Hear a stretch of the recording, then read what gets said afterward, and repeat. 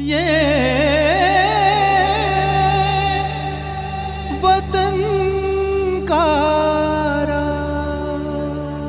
वतन का राग सुनने वाले सभी श्रोताओं को हमारा नमस्कार। आज हम चर्चा कर रहे हैं धरती आबा बिरसा मुंडा के साथ साथ मध्य प्रदेश के जनजातीय महानायकों का। वन पर्वत बस्ती बीहड़ सागर मरुस्थल हमने पार किए, समय की नदी में काटी दुख की रातें। हम जन हैं धरती के जो सदियों से चलते आए, महाकाल के पथ पर हमारी यात्राओं के वृत्तांत बिखरे पड़े हैं। सदियों चलते रहने के हमारे निशान बिखरे पड़े हैं। ये निशान उस जनजातीय समाज के हैं जो सदियों से अपने वनों पर्वतों संग जीते रहे हैं, जो सदियों से अपनी नदियों हवाओं संग बहते रहे हैं। समय की धारा उनके ऊपर से बहती रही, लेकिन वो समय के साथ बह नहीं गए। अपने समय को, अपनी परंपरा, अपनी संस्कृति, अपनी आस्थाओं को जीते हुए वो बने रहे अपने संसार में और बचाए रहे अपना संसार। ऐसे अनेक जनजातीय महानायक हुए हैं जिन्होंने अपनी भूमि, अपने धर्म, अपनी संस्कृति के लिए, भारत की स्वाधीनता के लिए अपना सर्वस्व अर्पण कर दिया। ऐसे ही महानायक थे धरती आबा बिरसा मुंडा, जो आज भी अपने लोगों के बीच एक गुरु, एक इष्ट देव की तरह पूजनीय हैं। बिरसा मुंडा का जन्म 15 नवंबर सन 1875 को रांची जिले के उलिहातू नामक स्थान में हुआ था। उनके पिता का नाम सुगना मुंडा और माता का नाम करनी मुंडा था। चाईबासा के जर्मन मिशन स्कूल में शिक्षा ग्रहण करने के लिए उन्हें धर्मांतरण करना पड़ा। शिक्षा के दौरान ही उन्होंने जनजातीय समाज के साथ होने वाले अन्याय और शोषण को महसूस किया और उनके भीतर का लोहा धधकने लगा। उन्होंने आनंद पांडे के सानिध्य में रामायण, महाभारत, गीता जैसे धर्म ग्रंथों का अध्ययन कर एकांतवास में कठिन साधना की तथा भारतीय संस्कृति के प्रचार प्रसार में वो जुट गए। एक महात्मा तथा समाज सुधारक के रूप में दूर दूर तक उनकी ख्याति फैल गई। उनके अनगिनत शिष्य हो गए। सन 1893-94 में सिंहभूम और मानभूम के आसपास की भूमि को अंग्रेजों ने अपने अधिकार में लेकर मुंडा वनवासियों पर अत्याचार शुरू कर दिया। ऐसे समय में बिरसा मुंडा ने प्रतिरोध का स्वर बुलंद किया। अपने जल, जंगल और जमीन पर अपनी दावेदारी के लिए संपूर्ण मुंडा जनजाति संगठित हो गई। बिरसा मुंडा गिरफ्तार कर लिए गए। 2 साल की सजा काटकर जब वो लौटे तो तूफान बनकर उन्होंने गुप्त सभाएं की। सशस्त्र क्रांति की तैयारी का निर्देश देते हुए उन्होंने नारा दिया, अबुआ दिशोम रे अबुआ राज, अपनी धरती हो और उस पर अपना राज हो। इस तरह बिरसा मुंडा ने उलगुलान क्रांति की शुरुआत की। उलगुलान यानी असीम कोलाहल। सन 1899 में क्रिसमस के समय 7,000 लोग एकत्रित हुए और क्रांति की घोषणा कर दी गई। 5 जनवरी सन 1900 तक मुंडा जनजाति ने हथियार उठा लिए। अनगिनत पुलिस के जवान मारे गए। करीब 100 इमारतों में आग लगा दी गई और अबुआ देशोम यानी स्वराज कायम होने की घोषणा कर दी गई। अंग्रेजों ने उनसे लड़ने के लिए सेना भेजी और बिरसा मुंडा को पकड़वाने के लिए 500 रुपए के इनाम की घोषणा की। 9 जनवरी सन 1900 को डोम्बार पहाड़ी पर अंग्रेजों से लड़ते हुए सैकड़ों मुंडाओं ने शहादत दी। 3 मार्च सन 1900 को एक गद्दार की सूचना पर बिरसा मुंडा को चक्रधरपुर के जंगल से गिरफ्तार कर रांची जेल भेज दिया गया। जेल में उन्होंने कठोर यातनाएं सहीं और मात्र 25 साल की उम्र में 9 जून सन 1900 को रांची जेल में ही उनका निधन हो गया। लेकिन बिरसा मुंडा के संदेश ने जैसे वनांचलों के संघर्ष को एक नई ऊर्जा से भर दिया और राष्ट्र को जागृत कर दिया। वो जैसे ये कहते हुए विदा हुए कि मैं केवल देह नहीं, मैं जंगल का पुश्तैनी दावेदार हूं। पुश्तें और उनके दावे मरते नहीं, मैं भी मर नहीं सकता। मुझे कोई भी जंगलों से बेदखल नहीं कर सकता। उलगुलान, उलगुलान, उलगुलान।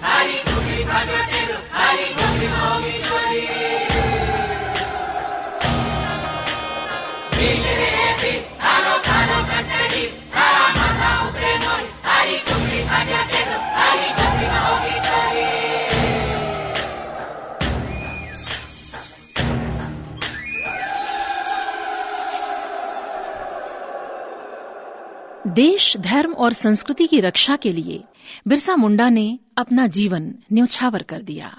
15 नवंबर उनकी जयंती जनजातीय गौरव दिवस के रूप में मनाई जाती है। आज भी बिहार, उड़ीसा, झारखंड, छत्तीसगढ़ और पश्चिम बंगाल के जनजातीय समाज में उन्हें भगवान की तरह पूजा जाता है। मध्य प्रदेश के उमरिया जिले के ग्राम डगडउआ में बिरसा मुंडा की प्रतिमा स्थल पर जनसामान्य बड़ी श्रद्धा से एकत्रित होकर उन्हें नमन करता है। मध्य प्रदेश में भी ऐसे अनेक जनजातीय महानायक हुए हैं जिन्होंने भारत के स्वाधीनता संग्राम में मुगल और ब्रिटिश हुकूमत के खिलाफ विद्रोह का बिगुल बजाया। मंडला से लेकर नरसिंहपुर, सागर, दमोह, जबलपुर, भोपाल और सिवनी सहित 52 गढ़ों में राज्य का विस्तार करने वाले पहले गोंड राजा संग्राम शाह ने गोंडवाना को अप्रतिम वैभव प्रदान किया था। इसी गोंड राजवंश की यशोगाथा में रानी दुर्गावती से लेकर शंकर शाह और रघुनाथ शाह के बलिदान की कहानी भी शामिल है। महाकौशल क्षेत्र में गढ़ा मंडला की वीरांगना रानी दुर्गावती ने अपने पति राजा दलपत शाह के निधन के बाद 15 वर्षों तक अपनी प्रजा का पालन किया, राज्य को समृद्ध किया। उन्होंने अनेक जलस्रोतों का निर्माण करवाया। साथ ही गांव-गांव में जलस्रोतों के निर्माण को प्रोत्साहन देने के उद्देश्य से उन्होंने ये घोषणा की कि अपने खेतों में तालाब बनवाने वाले किसानों से कर नहीं लिया जाएगा। इस तरह उनके साम्राज्य में जनसामान्य द्वारा अनगिनत तालाबों का निर्माण हुआ। अपनी मातृभूमि की रक्षा हेतु मुगलों से युद्ध करते हुए रानी दुर्गावती ने आत्मोत्सर्ग किया। जब अंग्रेजों ने इन जल स्रोतों पर योजना बनाकर कब्जा कर लिया और इन पर कर लगाना शुरू किया, तब गोंडवाना में विद्रोह की चिंगारी भड़क उठी। उत्तर में विंध्याचल से लेकर दक्षिण पश्चिम में सह्याद्री के पश्चिमी घाट तक भील जनजाति का निवास स्थान था, जहां अंग्रेजों के दमन और शोषण का लंबा सिलसिला चला।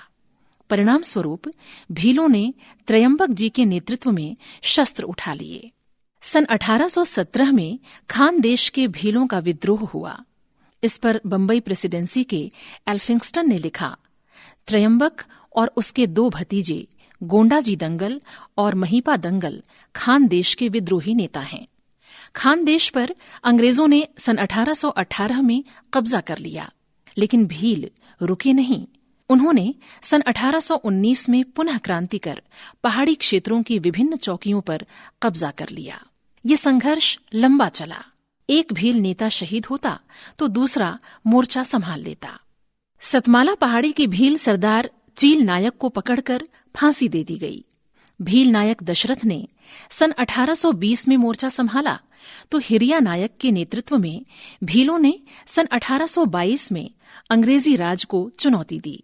कर्नल रॉबिन्सन ने सन 1823 में बड़ी सेना लेकर भीलों के क्षेत्र में प्रवेश किया और 2 वर्ष तक भीलों की हत्या करता रहा। बस्तियों में आग लगा दी गई, लेकिन इस अग्नि से विद्रोह की आग और भड़क उठी। सन 1824 में त्रयंबक जी के भतीजे गोंडाजी दंगलिया ने भीलों को पुनः एकत्र कर विप्लव किया।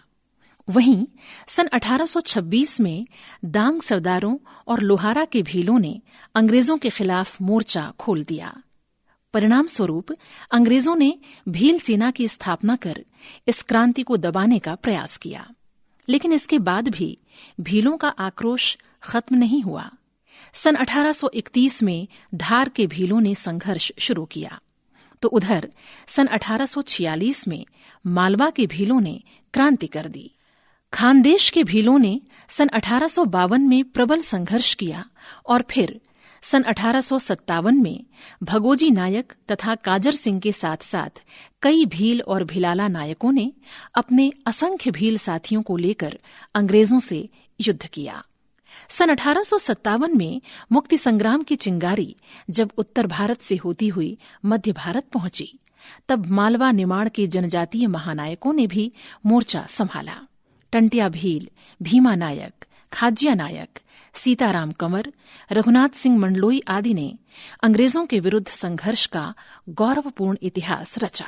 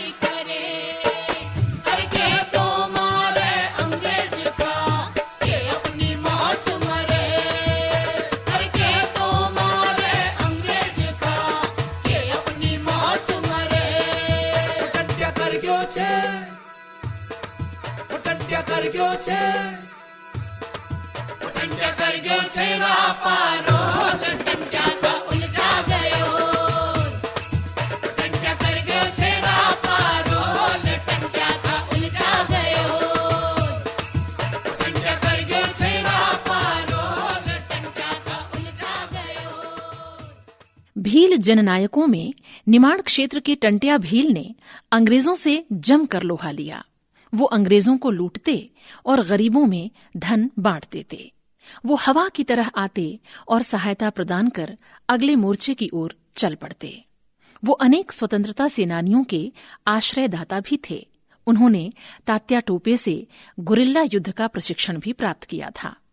उन्हें पकड़ना आसान नहीं था। छल बल से अंग्रेजों ने उन्हें गिरफ्तार कर फांसी पर लटका दिया। निमाड़ अंचल के ही भीमा और खाज्या नायक अत्यंत वीर थे। सन 1857 की क्रांति के समय भीमा नायक ने ब्रिटिश सत्ता की नींव हिलाकर रख दी थी। भीमा नायक बड़वानी रियासत के पंचमोहली गांव के रहने वाले थे। अंग्रेजों ने खानदेश भील कोर पलटन को उनके पीछे लगा दिया था, लेकिन वो उन्हें पकड़ नहीं सकी। भीमा नायक अपने साथियों मुवासिया नायक, रेवलिया नायक और 10,000 क्रांतिकारियों के साथ डटे रहे। इस संघर्ष में भीमा नायक की मां सुरसी ने भी एक क्रांतिकारी टोली का नेतृत्व किया था। एक गद्दार की सूचना पर घने जंगल में सोते हुए भीमा नायक को गिरफ्तार कर लिया गया। उधर सेंधवा घाट के खाज्या नायक ने अंग्रेजी राज को नकारते हुए अंग्रेजों की नौकरी छोड़ी और बड़वानी क्षेत्र में भीलों के स्वतंत्रता संग्राम की कमान संभाली थी। भीमा नायक और खाज्या नायक तात्या टोपे के संपर्क में थे। अंग्रेजों के विरुद्ध युद्ध करते हुए खाज्या नायक के 1500 साथी शहीद हुए और उन्हें भी छल से पकड़कर फांसी पर लटका दिया गया। इसी कड़ी में सीताराम कंवर और रघुनाथ सिंह मंडलोई ने भिलाला क्रांति की कमान संभाली और 3000 क्रांतिकारियों का संगठित दल बनाकर अंग्रेजों पर आक्रमण किया। अकबरपुर क्षेत्र में सीताराम कंवर ने तीव्र हमले किए। उन्हें पकड़ने के लिए 500 रुपए के इनाम की घोषणा भी हुई। ब्रिटिश सेना से बंड नामक स्थान पर युद्ध करते हुए वे शहीद हो गए। रघुनाथ सिंह मंडलोई टांडा बरूड के भिलाला नायक थे। अपने अभियान के बाद वो अक्सर बीजागढ़ में ठहरते थे। यहीं उन्हें अंग्रेजों ने बातचीत के लिए आने का संदेश भेजा और जब वो बातचीत के लिए पहुंचे तो गिरफ्तार कर लिए गए। इस तरह भीमा नायक और खाजिया नायक की जलाई क्रांति की मशाल को लेकर अनगिनत भील और भिलाला क्रांतिवीर अपनी भूमि की अस्मिता के लिए शहीद हो गए।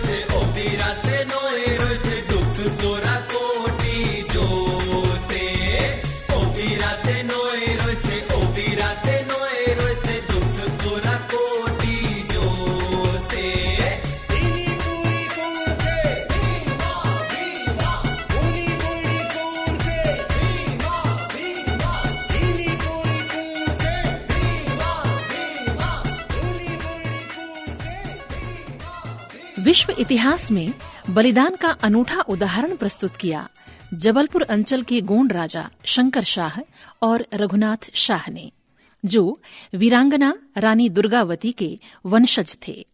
1857 की क्रांति में उन्होंने जबलपुर क्षेत्र का नेतृत्व किया था।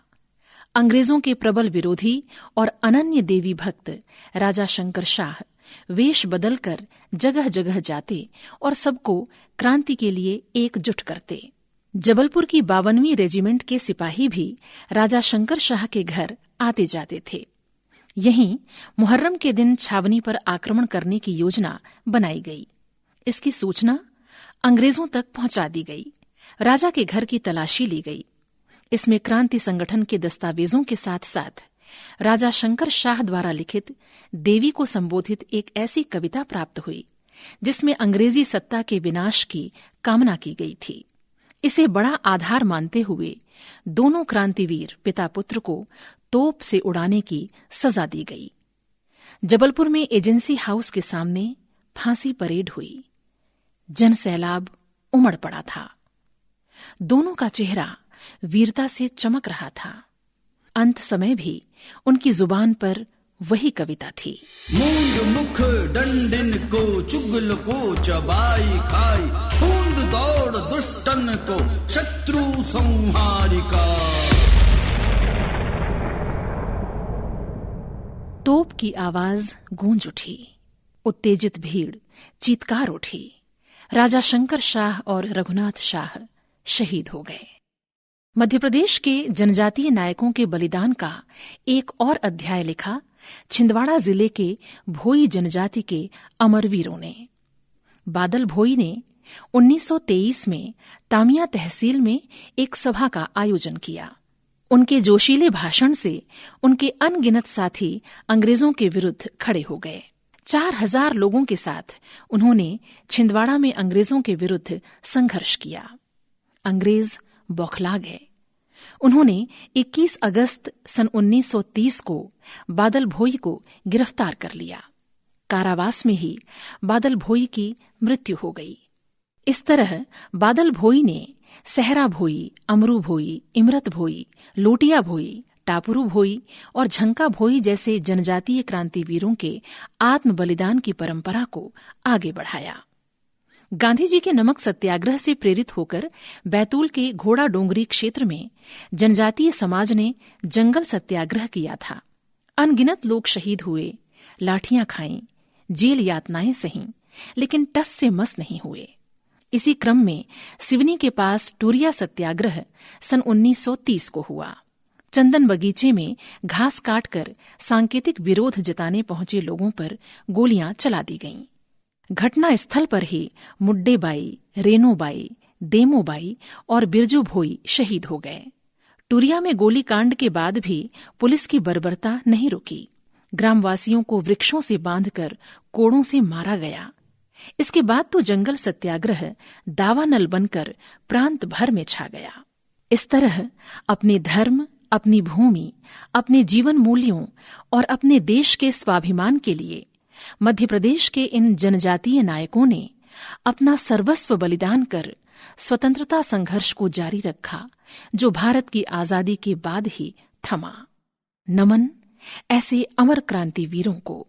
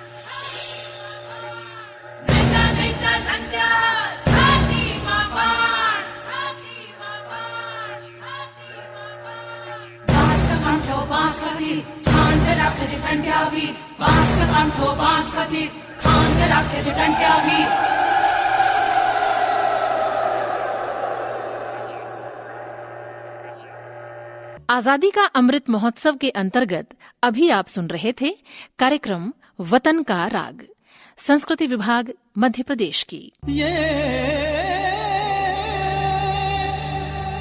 वतन का